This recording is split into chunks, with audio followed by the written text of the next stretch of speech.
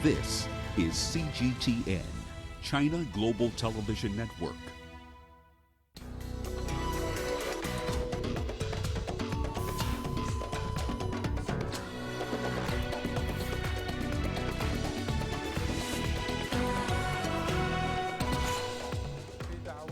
Libyan Eastern military leader Khalifa Haftar unilaterally declares himself the ruler of the country.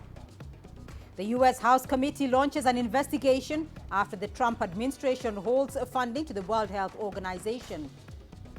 And in our ongoing series on COVID-19 in Africa, we focus on the environmental impact of antivirus measures.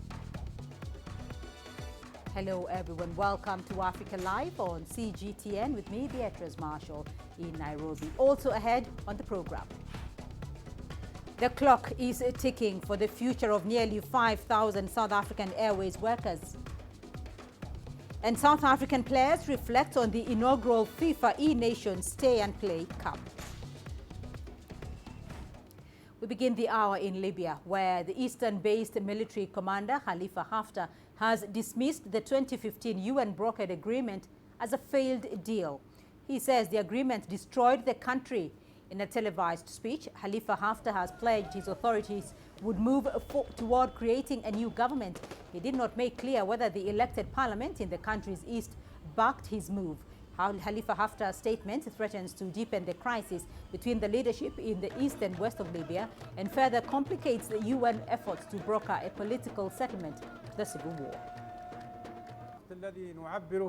Dear free Libyans, we have monitored your response to our call to you by announcing the dropping of the suspected political agreement that destroyed the country and led it down a dangerous path, and to mandate of those whom you deem qualified to lead this stage. While we express our pride in authorizing the General Command for this historic mission, in these exceptional circumstances, and stopping the work of the political agreement to become part of the past by a decision of the Libyan people who are the source of power. Therefore, we announce the response of the General Command of the Armed Forces to the will of the people.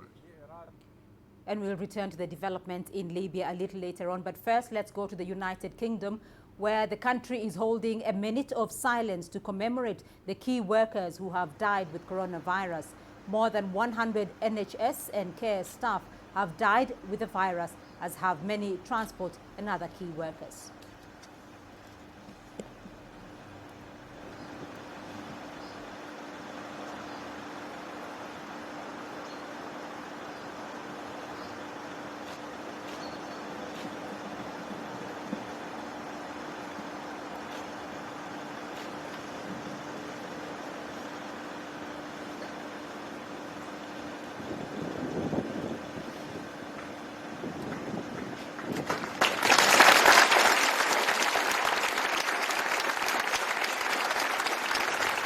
UK there holding a moment of silence to commemorate the key workers who have died with coronavirus. More than 100 NHS and care staff have died with the virus, as have many transport and other key workers.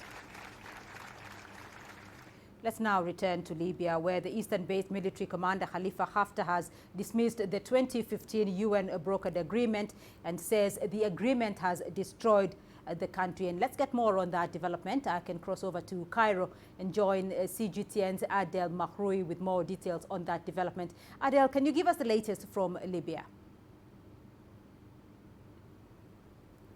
Well, as you've mentioned earlier, General Khalifa Haftar, the commander of the Libyan National Army, has declared, surprisingly, his leadership to the country. He claims that there is a popular support towards the Libyan army forces, and therefore he said that they will take the responsibility and guide the country towards a new political era. As you've also mentioned, there hasn't been any significant details about it, but General Khalifa Haftar's announcement is really meaningless to the western side of Libya, where he has no authority over many territories and who he have been engaged in a war since April last year, trying to enter the capital Tripoli and seize control of it, which he has so far failed to achieve. But it is an indication that there is some sort of division among the lines of the Libyans in the east, as earlier the Libyan parliament he presented on Thursday a new initiative, a political roadmap to get the country united under political rule. But on that same day, Haftar has made his first indication that Khairat agreement, the UN recognized agreement, is no longer legitimate, and he declares it officially yesterday. So, Adel, take us back to that position where he says he will take responsibility for a future political development in Libya, because he has also pledged that his authorities would move towards creating a new government. Do we at this point know anything about the proposed power structure? Nothing soever. Haftar's statement is quite vacant from any detailed political structure. It is merely a display of strength and showing a control and authority over Libya in his terms, which he does have control over most Libyan territories, but not the western part where the internationally recognized government of national accord has been based. He has not given any indication what will be the role of the Libyan parliament, which has been the only internationally recognized elected body for Libya and has been for several years. But it seems that Haftar is moving on his own. The Libyan parliament has neither dismissed Haftar's announcement nor supported it, which is also an indication to the kind of situation going on between them. But for as long as we remember, Haftar has been the man who represents the East in terms of international meetings, in terms of international conferences. However, when it came to political representation, he himself used to give sort of recognition to the Libyan parliament and the government that it has formed in the eastern side in Tobruk. But his announcement on Monday basically puts all these political parties aside, declaring new leadership and new authority, but he has given the Libyans and the world no significant details about how this will be implemented.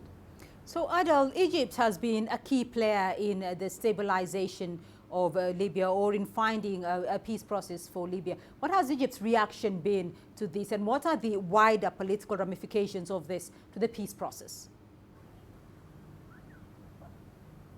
Nothing significant came from Cairo so far, but for as long as the Libyan crisis has emerged, and as long as General Khalifa Haftar rose as a leader for Libyan armed forces, Egypt has been strongly supporting Haftar throughout his vision for counter-terrorism efforts and for maintaining a unified military power under his leadership and under the name of the Libyan National Army forces. That is a stance that Egypt has been for long supporting. Egypt has also been holding meetings with the western side, and Faiz al-Sarraj, trying to reach a political agreement. But Egypt's tendency to support Haftar than the West is quite clear. Now, we don't know really whether Egypt will be preferring Haftar than the Libyan elected parliament in Tobruk, which also Egypt has been always giving political recognition to that body. Now, as we're seeing for the first time, a clear difference or division in the vision for Haftar's authority over Libya and how the political situation will move. And from that initiative that Aqila Saleh, the Speaker of the Libyan Parliament, has announced last Thursday, which with Haftar announcement is putting all that aside and marginalizing that vision as well. So Egypt's stance officially has not been announced, and whether it will take sides with its favorite eastern sides as they battle politically through a new sign of division among them, it is still a question to be answered by official statements. Adel Mahrouri joining us there from Cairo. Thank you. Clashes between the army and rebels have left at least 16 people dead in the Democratic Republic of Congo. The fighting took place in the villages of Kabakaba, Isasi and Lizei in the northeastern province of Ituri. The victims included soldiers, civilians and members of the militia group, the Cooperative for the Development of Congo. The army says they have taken over the Jugu and Mahagi territories, which were formerly under rebel control. 43 people have died in 3 days of clashes. According to a senior regional official in the eastern Ituri province, the deadliest clash occurred on Friday when attackers armed with guns and knives killed 21 civilians in Mahagi. The President of the European Council is meeting today with the heads of the G5 Sahel force through a video conference. The conference will also be attended by the African Union Commission and the United Nations. Leaders will mark the renewal and strengthening of their joint commitment to the fight against terrorism and countries' defense and internal security capabilities. Long-term development and humanitarian response in the region also remain a big part of the EU's agenda in the Sahel. The meeting comes a day after the G5 called for the cancellation of the external debt of the sub-region, citing COVID-19. The debt totals about $20 billion. Burkina Faso, Mali, Mauritania, Niger and Chad make up the G5. Let's now cross over to CGTN's Deji Badmos. He's in Lagos for us with the very latest on this development. Deji, tell us more about the agenda of that meeting.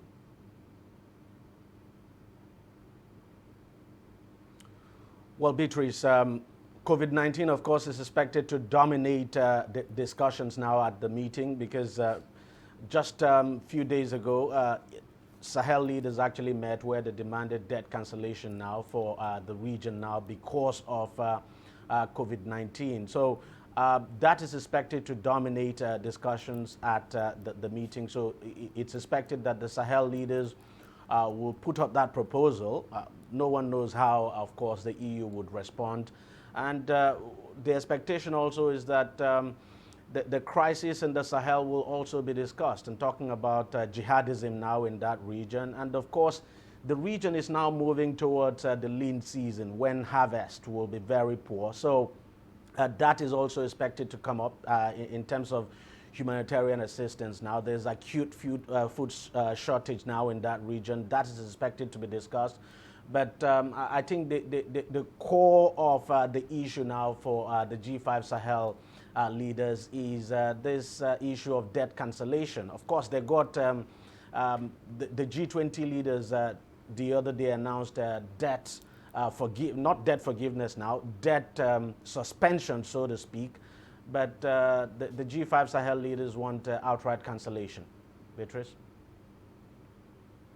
So, Deji, on that issue of the debt cancellation, the G5 Sahel force are citing COVID-19. First, give us a bit more about the actual motivation behind the debt cancellation appeal and what impact, if any, of COVID-19 it has had on anti-terrorism campaigns. Well, let's start with the last part now. What impact it would have on the anti-terrorism campaign? A serious impact. For instance, now everyone knows that the focus is on the fight against the COVID-19 pandemic. So there's less focus now on the fight now against terrorism. So that will definitely, COVID-19 will definitely impact that fight against terrorism. And then every support we're seeing from across the world is basically geared towards ending the COVID-19 pandemic.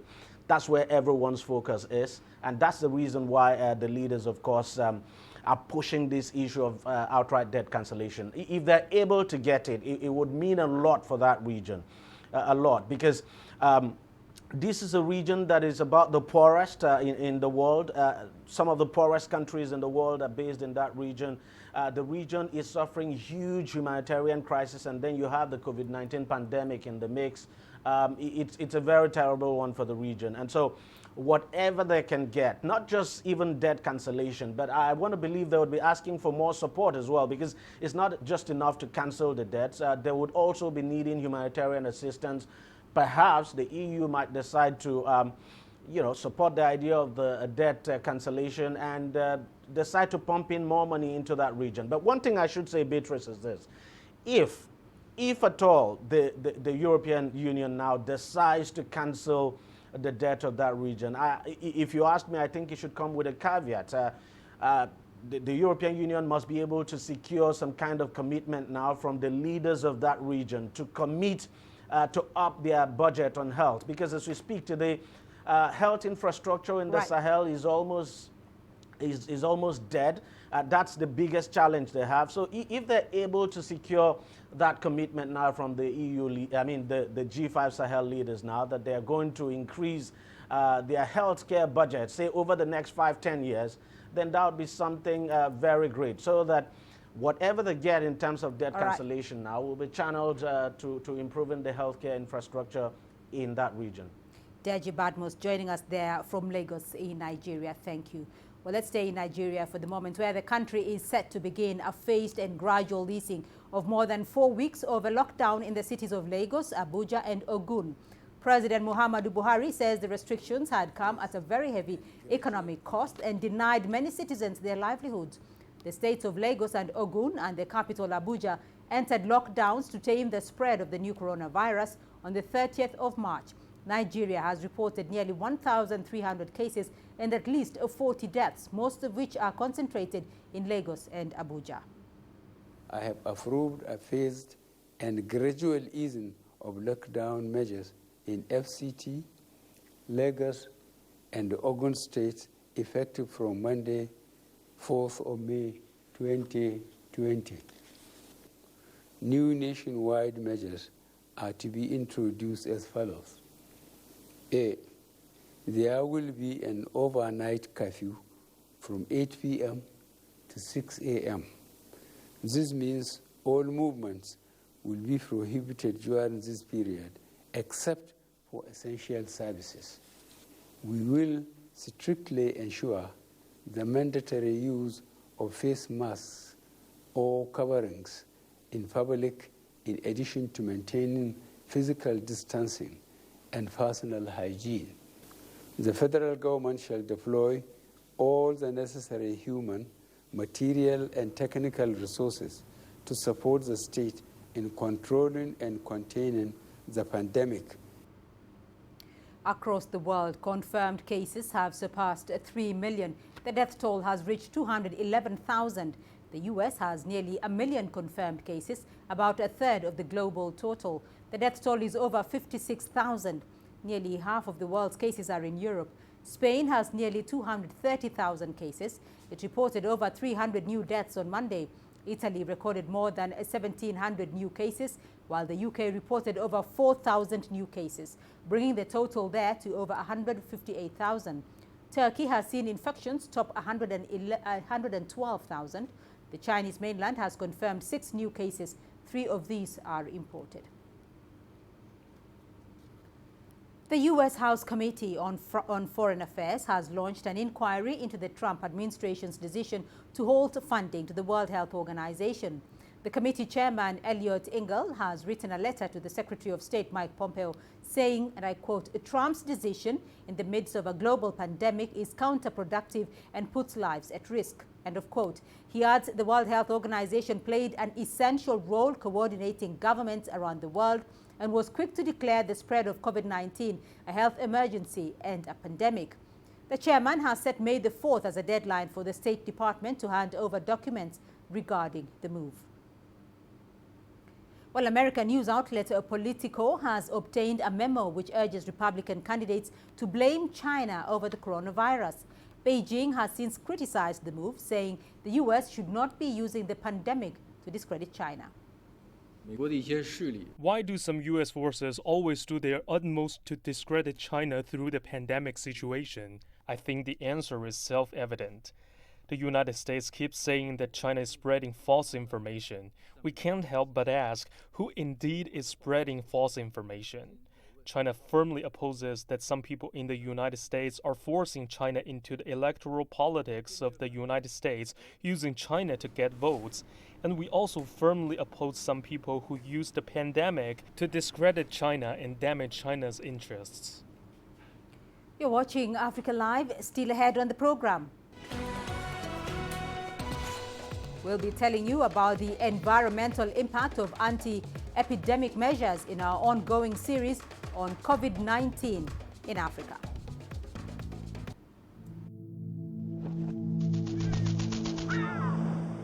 How will your world change today?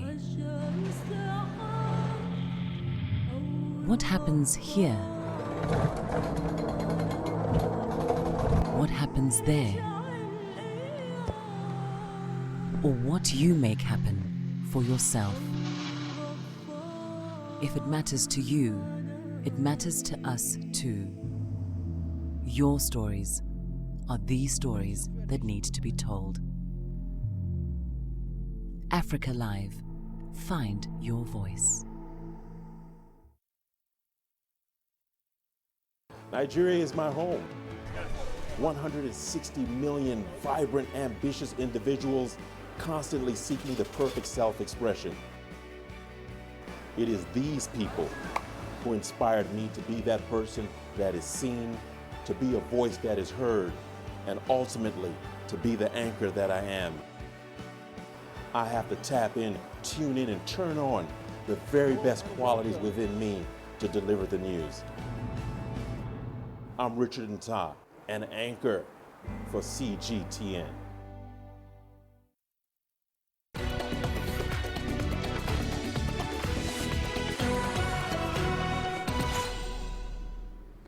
The measures taken by governments to control the spread of the COVID-19 pandemic have had far-reaching effects in all social economic sectors across the world. CGTN is airing a series of stories on how the outbreak has affected various segments of our society.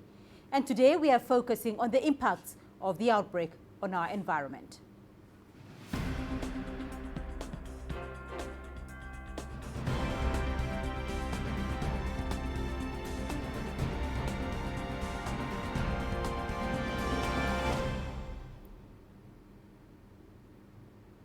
Now, up to 90,000 informal recyclers operate around South Africa. However, they were forced to shut down when the lockdown kicked in, and it will be a long wait before they return to the streets. Since they are banned from waste picking, they have been struggling to survive. CGTN's Julie Shire filed this report. It was a bitter pill to swallow for wastepreneurs Godfrey Pakedi when he had no choice when he closed his recycling site and asked more than 100 trash collectors to stay at home when South Africa went into lockdown. As things stand, experienced 5 weeks without any income or anything you maybe were relying in before. I think this 5 weeks was very tough. Godfrey's army of trash collectors keep Johannesburg streets clean and prevent 80 tons of plastic, paper and cardboard from being dumped into landfills. They are important to help us with the environment. Imagine when all this thing goes to the landfill. They are important. They are feeding their families. As you can see, we've got problem of job scarcity. It gives somebody a food on the table, like those who've got families, those who don't have luck, like by so to say, who are from maybe a poor family, and then it helps them a lot. There are up to 90,000 trash collectors around South Africa. They collect and trade over 80% of discarded packaging and paper. The COVID-19 shutdown has robbed them of their livelihoods, and they're eager to start working again. We'll have a training. The training is to give each and everyone a sanitizer, the gloves, the mask, so that when they go to the bin, you see the bin is being touched by everyone. So they have to sanitize the bin, firstly, and then put the mask and go on the bin. Then they must make it a point they wash their hands thoroughly. And then as you come, you'll see the social distance. We'll teach them about that.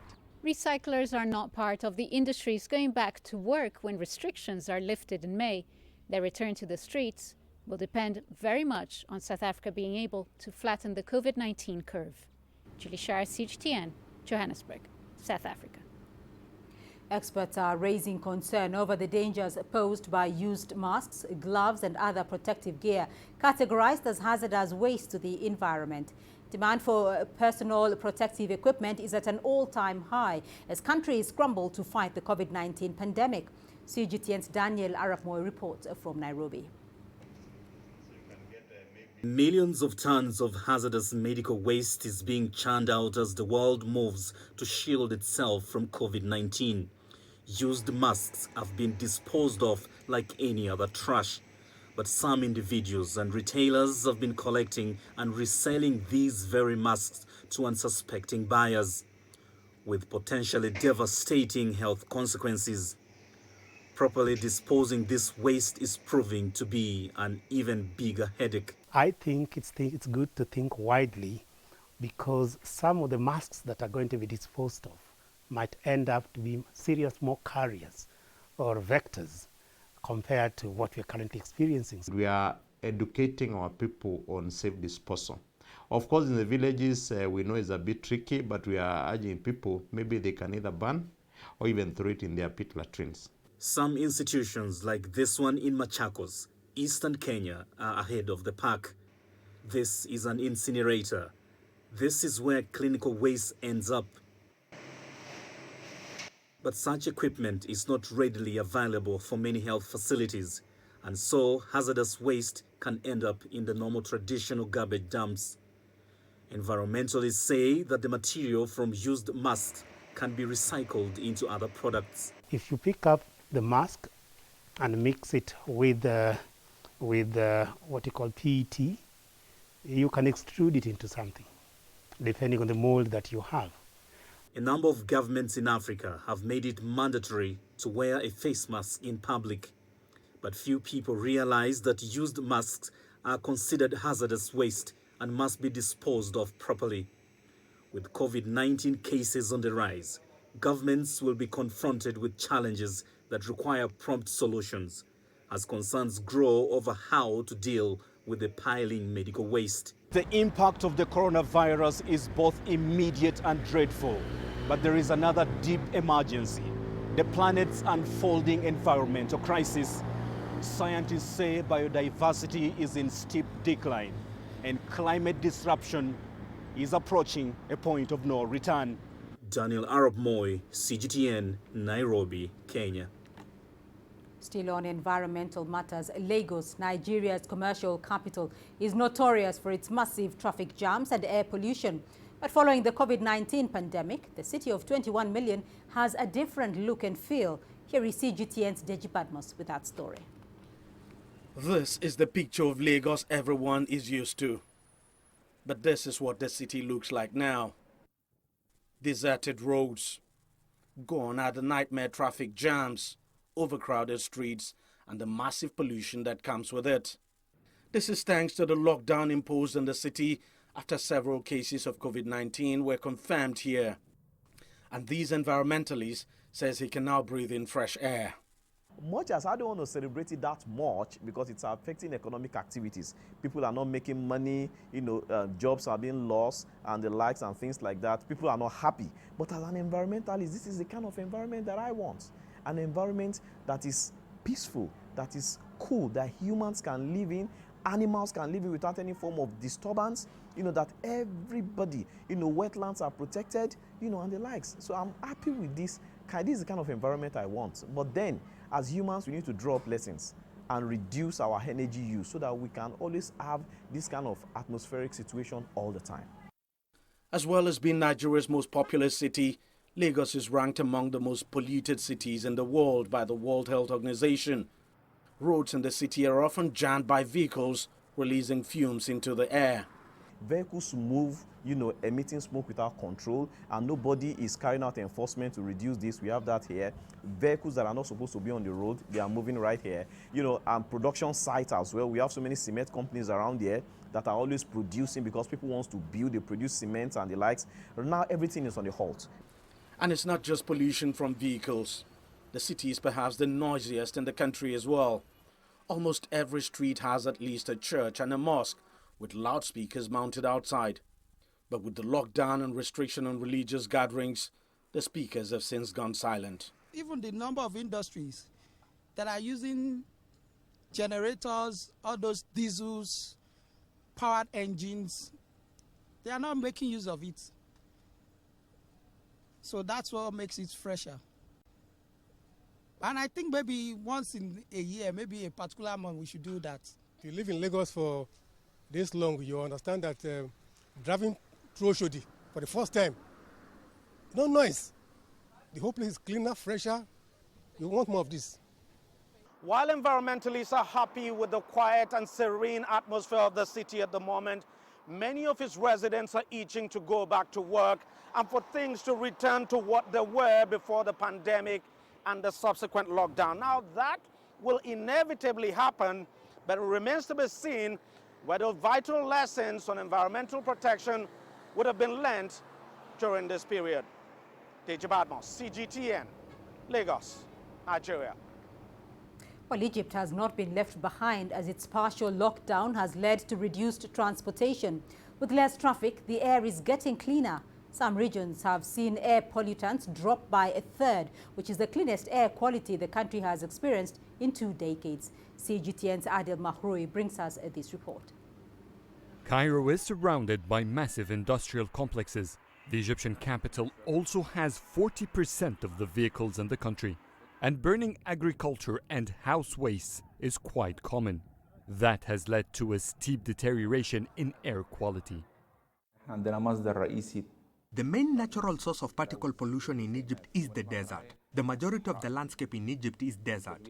That leads to a continuous induction of particles in the air. It could be evident like in sandstorms, but it happens daily and is responsible for at least 40% of the particle pollution we spot. Of all the 6 main air pollutants globally recognized, Egypt suffers from particle pollution the most. Recently, COVID-19 has eased Cairo's suffocation. It forced the government to keep millions at home, impose a night curfew, and shut commercial areas. Each of these measures had a positive effect on air quality. When we studied the percentages of the pollutants in Cairo and the Delta region, which are the areas with the highest population density, we've discovered that there is a drop of up to 36% in particle pollution. This is not a small figure. That's actually the best air quality Cairo had in 20 years. Egypt has been in a critical level of air quality. Particle pollution exceeds the maximum legal limit for an accumulative period of 4 months every year. The country is now breathing better, thanks to the measure taken to face the pandemic. Adil Mahroui, CGTN, Cairo. And that's it for our special coverage on the impact of COVID-19 in Africa. We'll be bringing you more analysis in our subsequent broadcasts. Stay with us.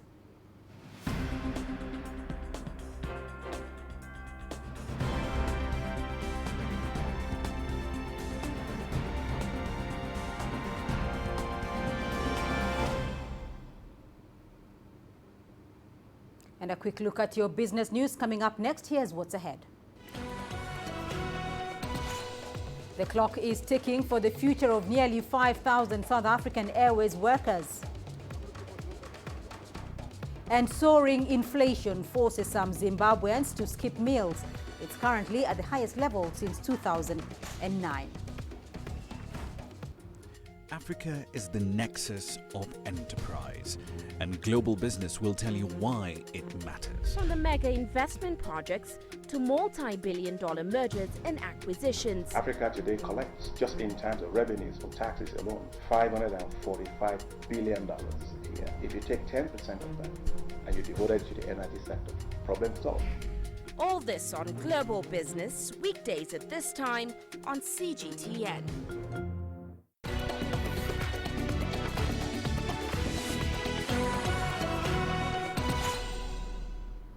The South African government has extended the deadline for trade unions to agree staff severance terms until May the 1st. The airline entered a form of bankruptcy protection in December as its fortunes continue to deteriorate further amid the suspension of commercial flights. South African Airways has offered severance packages to the roughly 5,000-strong workforce. That's after the government refused to provide more funding for rescue efforts. Business rescue specialists also agreed they would not consider making an application for liquidation of the carrier, which has not been profitable since 2011. And still in South Africa, the government has allowed mining companies to resume operations at half their normal capacity. Currently, only those mines supplying coal to State Power Utility Eskom are operating at full capacity. That's because electricity provision is classified as an essential service under the country's regulations aimed at limiting the spread of the COVID-19 pandemic. CGTN's Angelo Coppola has the details. The mine management takes a holistic approach to the health and safety of their team. And before workers venture underground, the mining area has had to be stabilized. So the first week we've just largely spent drilling preconditioning holes into faces, into pillars, and blasting those single holes just to fracture the rock and release the stress buildup. There's also changing the way people work and interact at the mine and at home. I think our biggest concern is changing the behavior of people. You know, we're so used to standing close to each other, to having interactions, laughing, touching, and we've got to unlearn those behaviors and learn new behaviors of interacting at a distance. If all of us can comply and make sure we protect ourselves, we protect people around us, our families, we should not be scared of it. Very important that, when the people get, to their own communities and back at home, that they adapt the new ways of doing, adapt the new, behaviors, so that we do not import or export, the COVID-19.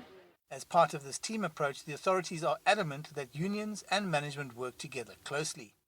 The sector has been requested to develop the procedure in consultation with organized labor before work commences at the mine. So far, we are very happy on the progress of restarting the mine of the 50% as the President mentioned. We feel like we are good because we've been monitoring this, and then we've been engaging with management to do this reopening. I believe, and I think that together we are trying our best, because most of us, we do not even know that this time we'll be facing with such a pandemic or situation. It's all about mine health and safety, and if that isn't in place, you're going to have infected workers and production levels will be affected. Never mind the fact that the mine inspector will probably step in and close the operation. I'm Angelo Coppola for CG10 at the South Deep Mine. Remittances sent home by migrants from low and middle income countries are expected to drop by around 20% as COVID-19 wrecks economic activity.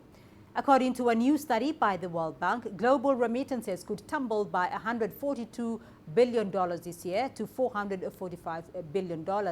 That's the sharpest fall in recent history. At the same time, remittances for sub-Saharan Africa are estimated to fall by 23.1% to $37 billion, with a slight recovery of 4% forecast for 2021. Nigeria is the biggest target market for remittances in the region, having received $23.8 billion in 2019. Ghana and Kenya are second and third at $3.5 billion and $2.8 billion respectively. As the coronavirus pandemic continues to dent economies, the Nigerian banking industry is among the worst hit. The sector heavily relies on revenues from oil, but banks have been left vulnerable as global oil prices spiral downwards. CGTN's Kelechi Emekalam tells us more. Banking activities in the Nigerian capital almost grind to a halt. But for a few skeletal services, the industry is facing one of its worst times in history. Already, a huge chunk of money has left the banks with the central bank's decision to increase the loan-to-deposit ratio to 65% last year in order to improve lending. The problem is exacerbated by the slump in global crude oil prices and a lockdown caused by the coronavirus pandemic. The monetary system, the policies and structure is in circle. Government spends, it flows into the banking sector. The banking sector picks up this fund, disbursed out to businesses and individuals who need them. The businesses and individuals utilize these funds, return savings and interest and all of it back to the banking system, and like that it circles. But as the situation as it is now, that is stagnant. They also depend on returns from businesses and savings from both businesses and individuals to function. Now, with the current situation on ground, where we have seen most of the businesses closed down, then it is difficult for people and businesses to save, which means that the live stream for the banking sector also is affected, and as such, its ability to function and operate effectively will be hampered. Crude oil is Nigeria's mainstay, accounting for nearly 90% of its foreign earnings. With limited local production, limited foreign exchange earnings, and a depleted excess crude account, a downward spiral is inevitable for Nigeria's economy. There is no way we can boost the local economy with the current limited foreign exchange earning. And we should also remember the fact that we depend on high importation of consumables, even from China, which constitutes 25% of our imports, which means that that will create an artificial inflation. I mean, not even artificial, real-time inflation in Nigeria, because cost of production from where we are importing will be higher or will go up significantly, and then it will affect us locally. By the end of September 2019, the top 5 banks in Nigeria had generated a profit of $1.34 billion, much more than the $1.23 billion achieved the previous year. But without a viable economy, experts envisage a massive decline this year. They advise the way out could be to boost local production and fully diversify Nigeria's oil-dependent economy. Kelechi Amekalam, CGTN Abuja, Nigeria. Low-income households in Zimbabwe have been forced to skip some meals so as to cope with rising inflation in the country. Inflation there has gone up to 676% in March, its highest level since 2009. Here's CGTN's Farai Mwakutuya with the details. Life is hard for Memory Jonasi and her family, which includes 5 children and 4 grandchildren. It's a daily struggle to feed them, she tells me, especially given her low earnings, whose purchasing power has rapidly been weakened by rising inflation. 100 Zimbabwean dollars used to buy me some green vegetables, onions, tomatoes, and cucumbers. Now I can only get onions, a few tomatoes, and even fewer cucumbers. To cope, she has been forced to take drastic measures. We no longer have breakfast. We only eat lunch and in the evening. We've stopped eating meat, and our meals are maize meal with either soya beans or vegetables. It's been difficult for the children to adjust, but they're slowly getting used to it.